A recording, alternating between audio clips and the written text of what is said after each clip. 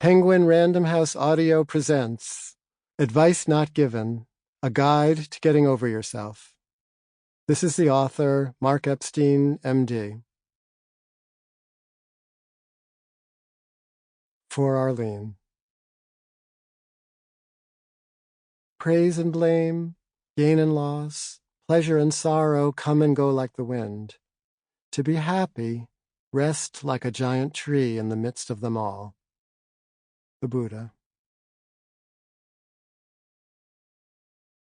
Author's note. Except in the case of those introduced by first and last names, I've changed names and other identifying details or constructed composites in order to protect privacy. A paragraph of Chapter 1 and a portion of Chapter 3 first appeared in the New York Times on August 3, 2013, under the title The Trauma of Being Alive. A portion of Chapter 6 first appeared in the summer 2009 issue of Tricycle, the Buddhist Review, under the title Beyond Blame. Introduction. Ego is the one affliction we all have in common. Because of our understandable efforts to be bigger, better, smarter, stronger, richer, or more attractive, we are shadowed by a nagging sense of weariness and self-doubt. Our very efforts at self-improvement orient us in an unsustainable direction, since we can never be certain whether we have achieved enough. We want our lives to be better, but we are hamstrung in our approach. Disappointment is the inevitable consequence of endless ambition, and bitterness a common refrain when things do not work out. Dreams are a good window into this. They hurl us into situations in which we feel stuck, exposed, embarrassed, or humiliated, feelings we do our best to keep at bay during our waking hours. Our disturbing dreams are trying to tell us something, however. The ego is not an innocent bystander. While it claims to have our own best interests at heart, in its relentless pursuit of attention and power, it undermines the very goals it sets out to achieve. The ego needs our help. If we want a more satisfying existence, we have to teach it to loosen its grip. There are many things in life we can do nothing about. The circumstances of our childhoods, natural events in the outer world, the chaos and catastrophe of illness, accident, loss, and abuse. But there is one thing we can change. How we interact with our own egos is up to us. We get very little help with this in life. No one really teaches us how to be with ourselves in a constructive way. There is a lot of encouragement in our culture for developing a stronger sense of self. Self-love, self-esteem, self-confidence, and the ability to aggressively get one's needs met are all goals that most people subscribe to. As important as these accomplishments may be, however, they are not enough to guarantee well-being. People with a strong sense of self still suffer.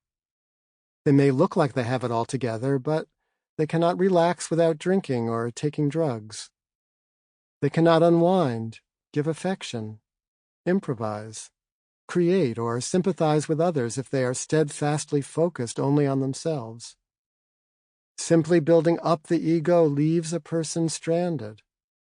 The most important events in our lives, from falling in love to giving birth to facing death, all require the ego to let go. This is not something the ego knows how to do. If it had a mind of its own, it would not see this as its mission. But there is no reason for the untutored ego to hold sway over our lives. No reason for a permanently selfish agenda to be our bottom line. The very ego whose fears and attachments drive us is also capable of a profound and far-reaching development. We have the capacity, as conscious and self-reflecting individuals, to talk back to the ego. Instead of focusing solely on success in the external world, we can direct ourselves to the internal one. There is much self-esteem to be gained from learning how and when to surrender. While our culture does not generally support the conscious de-escalation of the ego, there are silent advocates for it in our midst. Buddhist psychology and Western psychotherapy both hold out hope for a more flexible ego, one that does not pit the individual against everyone else in a futile attempt to gain total surety. These two traditions developed in completely different times and places, and until relatively recently had nothing to do with each other. But the originators of each tradition, Siddhartha Gautama, the South Asian prince who renounced his luxurious lifestyle to seek an escape from the indignities of old age, illness, and death, and Sigmund Freud, the Viennese doctor whose interpretation of his own dreams set him on a path to illuminate the dark undercurrents of the human psyche, both identified the untrammeled ego as the limiting factor in our well-being. As different as these two individuals were, they came to a virtually identical conclusion. When we let the ego have free rein, we suffer, but when it learns to let go, we are free. Neither Buddhism nor psychotherapy seeks to eradicate the ego. To do so would render us either helpless or psychotic. We need our egos to navigate the world, to regulate our instincts, to exercise our executive function, and to mediate the conflicting demands of self and other. The therapeutic practices of both Buddhism and psychotherapy are often used to build up the ego in just these ways. When someone is depressed or suffers from low self-esteem because he or she has been mistreated, for example, therapy must focus on repairing a battered ego. Similarly, many people have embraced the meditation practices of the East to help build up their self-confidence. Focus and concentration diminish stress and anxiety and help people adapt to challenging home and work environments.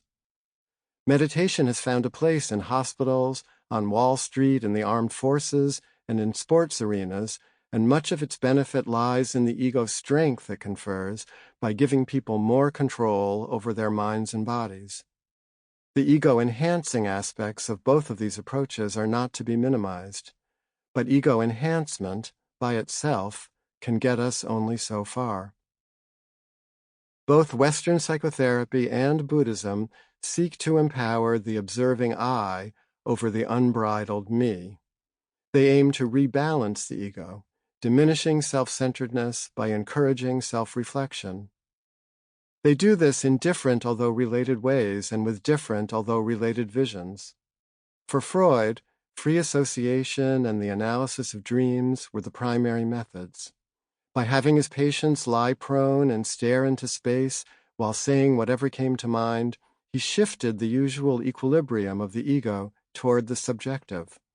Although few people lie on the couch anymore, this kind of self-reflection remains one of the most therapeutic aspects of psychotherapy. People learn to make room for themselves, to be with uncomfortable emotional experiences in a more accepting way.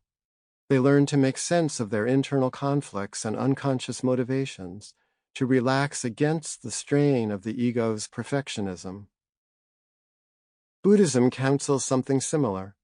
Although its central premise is that suffering is an inextricable aspect of life, it is actually a cheerful religion. Its meditations are designed to teach people to watch their own minds without necessarily believing everything they think. Mindfulness, the ability to be with whatever is happening in a moment-to-moment way, helps one not be victimized by one's most selfish impulses. Meditators are trained to not push away the unpleasant, nor cling to the pleasant, but to make room for whatever arises. Impulsive reactions in the form of likes and dislikes are given the same kind of attention as everything else, so that people learn to dwell more consistently in their observing awareness, just as one does in classic modes of therapy. This observing awareness is an impersonal part of the ego, unconditioned by one's usual needs and expectations. Mindfulness pulls one away from the immature ego's insistent self-concern, and in the process it enhances one's equilibrium in the face of incessant change. This turns out to be enormously helpful in dealing with the many indignities life throws at us. While the two approaches are very similar, Sample complete. Ready to continue?